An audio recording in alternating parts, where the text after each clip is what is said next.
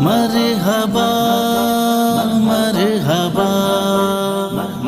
بسم اللہ الرحمن الرحیم حامدا و مصلیا و مسلما اما بعد فاعوذ باللہ من الشیطان الرجیم بسم اللہ الرحمن الرحیم یا ایہا الذین آمنوا اذا نودی للصلاة من یوم الجمعہ فاسعوا الى ذکر اللہ وذروا البیع ذالکم خیر لکم ان کنتم تعلمون وقال النبی صلی اللہ علیہ وسلم خیر یوم طلعت علیہ الشمس یوم الجمعہ او کما قال صلی اللہ علیہ وسلم۔ محترم بزرگوں، دوستوں، میرے دینی اور ایمانی بھائیوں، اللہ تبارک و تعالی نے سال میں 12 مہینے بنائے ہیں۔ 12 مہینوں میں 4 مہینوں کو خصوصی فضیلت عطا فرمائی ہے، جس کا تذکرہ قرآن کریم میں بھی موجود ہے۔ ان عدت الشہور عند اللہ 12 شہرا فی کتاب اللہ یوم خلق السماوات والارض منها 4 حرم۔ اسی طرح اللہ تبارک و تعالی نے جمعہ کے دن کو بھی فضیلت اور اہمیت عطا فرمائی ہے۔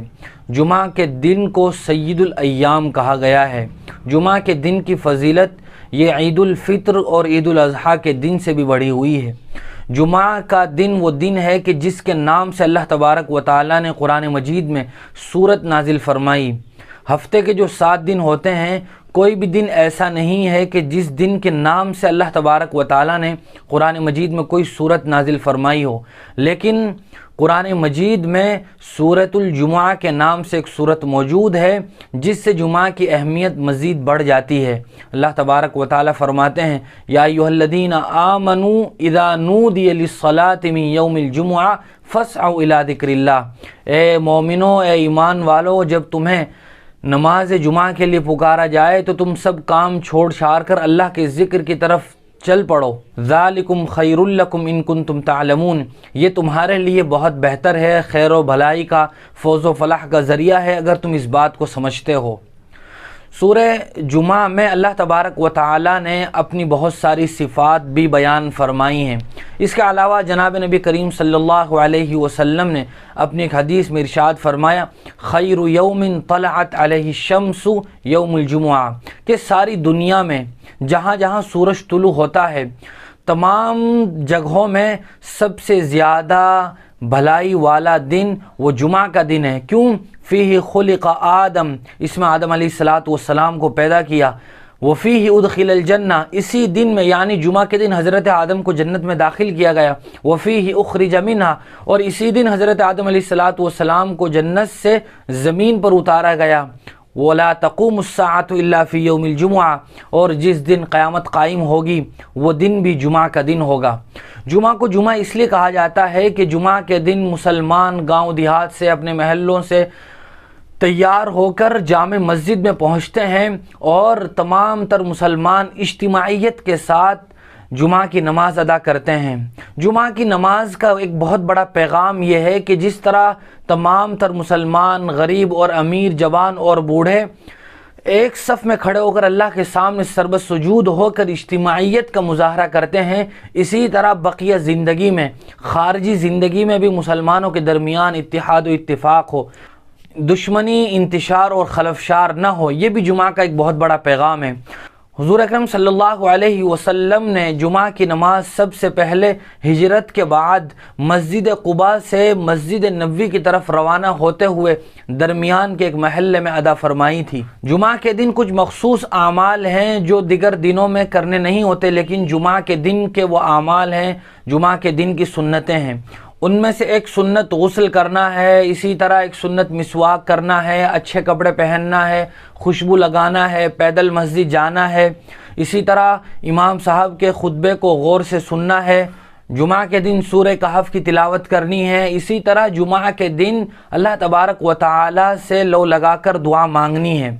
حضور اکرم صلی اللہ علیہ وسلم نے اپنی ایک روایت میں ارشاد فرمایا لا يغتسل رجل يوم الجمعة ويتطهر ما استطاع من طهر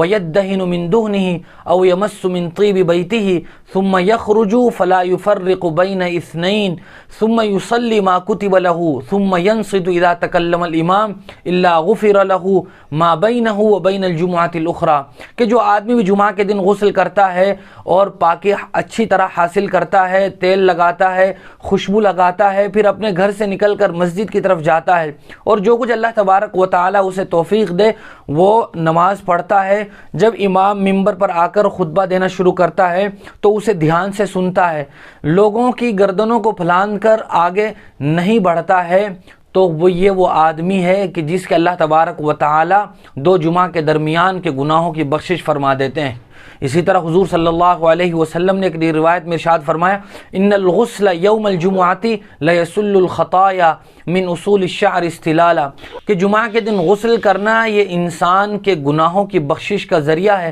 حتیٰ کہ ناخنوں کے نیچے کے گناہ کو بھی جمعہ کا دن کا غسل کرنا یہ نکال لیتا ہے۔ اسی طرح جمعہ کے دن کا سب سے اہم عمل وہ جمعہ کی نماز ہے جو ہر مسلمان عاقل بالغ مقیم آدمی پر فرض ہے۔ حضور اکرم صلی اللہ علیہ وسلم نے اپنی ایک روایت میں ارشاد فرمایا ہے، من ترک ثلاث جمع تہاونا طبع اللہ علی قلبہ، کہ جو آدمی 3 جمعہ مسلسل غفلت کی وجہ سے چھوڑ دے تو اللہ تبارک و تعالیٰ اس کے دل پر مہر لگا دیتے ہیں۔ اسی لیے جو مسلمان جمعہ کی نماز کی ادائیگی کا بھی اہتمام نہیں کرتے، وہ اپنے دینی اعمال میں ایمانی حمیت اور غیرت میں اتنے ہی پیچھے ہوتے ہیں، ان کے اندر نیک اعمال کرنے کا جذبہ پروان نہیں چڑھتا، وہ دن بدن اللہ سے اور نیک اعمال سے دور ہوتے چلے جاتے ہیں۔ بہت سارے مسلمان تو وہ ہیں جو صرف جمعہ کی نماز پڑھتے ہیں اور سال میں عید اور بقرعید پڑھتے ہیں، اس کے علاوہ 5 وقتہ نمازوں کا اہتمام نہیں کرتے۔ یہ لوگ بھی بہت سخت وعیدوں کے مستحق ہیں، اور ایسے لوگوں کے لیے بھی قرآن و حدیث میں بہت سخت سزاؤں کا اعلان ہے، اور جو آدمی جمعہ کی نماز بھی نہیں پڑھتا ایسے آدمی کے لیے مزید ہلاکت ہے۔ جمعہ کی نماز کے لیے جلدی جانا بھی یہ مسنون اور مستحب عمل ہے۔ حضور صلی اللہ علیہ وسلم نے اپنی ایک روایت میں ارشاد فرمایا ہے، اذا کان یوم الجمعۃ وقفت الملائکۃ علی باب المسجد یکتبون الاول فالاول ومثل المهجر كمثل الذي يهدي بدنة ثم كالذي يهدي بقرة ثم كبشا ثم دجاجة ثم بيضة فإذا خرج الإمام طووا صحفهم ويستمعون الذكر۔ ایک طویل روایت ہے جس میں آپ نے فرمایا کہ جب جمعہ کا دن آتا ہے تو فرشتے رجسٹر لے کر مسجد کے دروازوں پر کھڑے ہو جاتے ہیں، اور جیسے جیسے لوگ آتے ہیں پہلے اور دوسرے درجے کے لحاظ سے وہ اس کو لکھتے ہیں۔ جو آدمی سب سے پہلے جمعہ کے دن مسجد میں آتا ہے جمعہ کی نماز کے لیے، اس کو ایک اونٹ راہ خدا میں ذبح کرنے کا ثواب ملتا ہے۔ اسی طرح اس کے بعد جو آتا ہے اس کو گائے ذبح کرنے کا ثواب ملتا ہے۔ اسی طرح اس کے بعد جو آتا ہے اس کو مینڈھے اور دمبے کو، اس کے بعد جو آتا ہے مرغی کو، اس کے بعد جو آتا ہے تو اس کو راہ خدا میں انڈا صدقہ کرنے کا ثواب ملتا ہے۔ اور جب امام خطبے کے لیے ممبر پر آ جاتا ہے تو یہ تمام تر فرشتے اپنے رجسٹروں کو بند کر کے بیٹھ جاتے ہیں اور پھر اللہ تبارک و تعالیٰ کا ذکر سنتے ہیں۔ لہذا جو آدمی راہ خدا میں اونٹ کو صدقہ کرنے کا ثواب حاصل کرنا چاہتا ہے تو اسے چاہیے کہ وہ جمعہ کے دن مسجد میں جلد آنے کا اہتمام کرے۔ بہت سے لوگ ایسے ہیں جو غریب مفلس نادار ہیں، بے سہارا ہیں، وہ اتنی طاقت نہیں رکھتے، وہ اتنی وسعت نہیں رکھتے کہ وہ اتنے بڑے جانوروں کو راہ خدا میں صدقہ کریں۔ ایسے لوگوں کے لیے بہت سستا اور آسان طریقہ ہے اتنے بڑے ثواب کے حصول کا۔ اسی طرح حضور اکرم صلی اللہ علیہ وسلم نے جمعہ کے دن دعا مانگنے سے متعلق اعلان فرمایا، ان فی الجمعۃ لساعۃ لا یوافقها عبد مسلم یسأل اللہ تعالی فیہا خیرا الا اعطاہ ایاہ،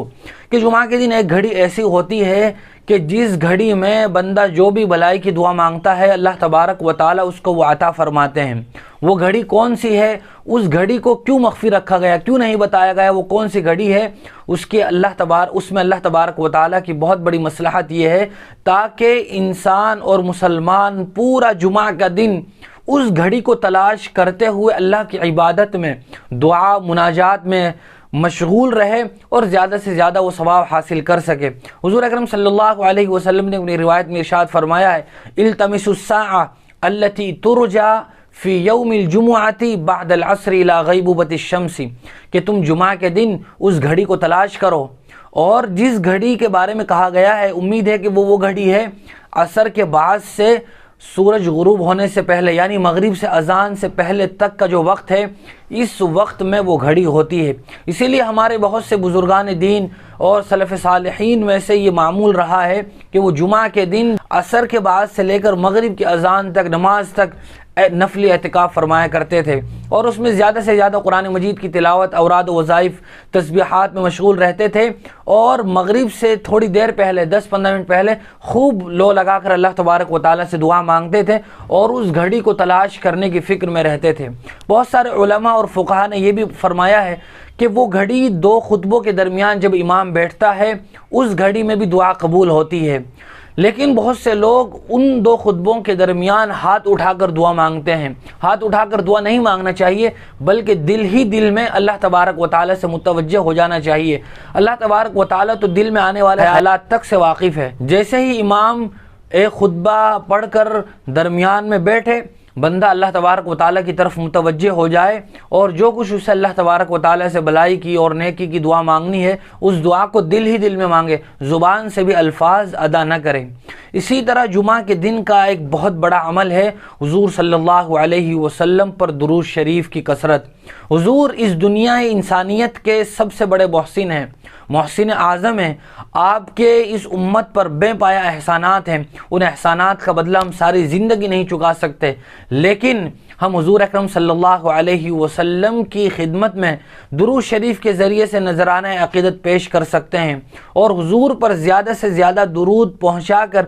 اپنے آپ کو روز قیامت حضور سے قریبی جگہ ہم سب کو درود شریف کے نتیجے میں مل سکتی ہے۔ حضور صلی اللہ علیہ وسلم نے اپنی ایک روایت میں ارشاد فرمایا، اکثر الصلاۃ علی یوم الجمعۃ فانہ مشہود یشہدہ الملائکہ وان احدا لم یصلی علی الا عرضت علی صلاتہ، کہ تم کثرت کے ساتھ مجھ پر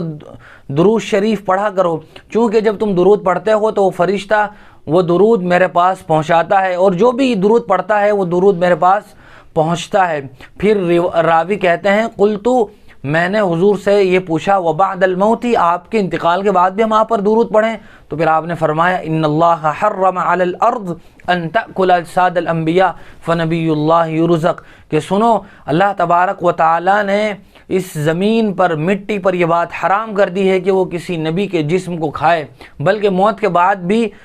رسول اکرم صلی اللہ علیہ وسلم کو اور تمام تر انبیاء کو رزق دیا جاتا ہے، لہذا ہم جو درود پڑھتے ہیں وہ حضور پر پیش کیا جاتا ہے، اور اس درود شریف کی برکت سے ہم قیامت کے دن حضور کے قریب رہ سکیں گے۔ اس لیے جمعہ کی رات میں، جمعہ کے پورے دن میں خصوصی طور پر ہمیں درود شریف پڑھنے کا اہتمام کرنا چاہیے۔ جمعہ کے دن کا ایک بہت بڑا عمل ہے سورہ کہف پڑھنا۔ حضور صلی اللہ علیہ وسلم نے اپنی ایک روایت میں ارشاد فرمایا ہے، من قرأ سورة الکہف فی یوم الجمعۃ اضاء له من النور ما بین الجمعتین۔ حضور نے فرمایا کہ جو آدمی جمعہ کے دن سورہ کہف پڑھتا ہے تو اللہ تبارک و تعالیٰ اس کی برکت سے دو جمعوں کے درمیان خصوصی نور اور روشنی اس آدمی کو عطا فرماتے ہیں۔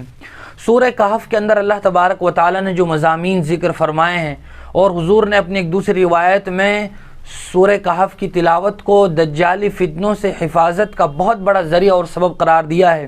لہذا جمعہ کے دن بطور خاص سورہ کہف پڑھنا چاہیے۔ اگر کوئی آدمی بہت مشغول ہو، جس کے پاس اتنا وقت بھی نہ ملتا ہو کہ وہ پوری مکمل سورہ کہف پڑھ سکے، تو اسے چاہیے کہ کم از کم سورہ کہف کی شروع کی 10 آیتوں کو ضرور پڑھ لیا کرے، تاکہ وہ دجالی فتنوں سے اور اس کی ہر قسم کی برائی سے محفوظ رہ سکے۔ یہ وہ اعمال ہیں جو ہمیں جمعہ کے دن کرنے چاہیے۔ اللہ تبارک و تعالی ہم سب کو جمعہ کی برکتیں اور عنایتیں عطا فرمائے۔ وآخر دعوانا الحمد للہ رب العالمین۔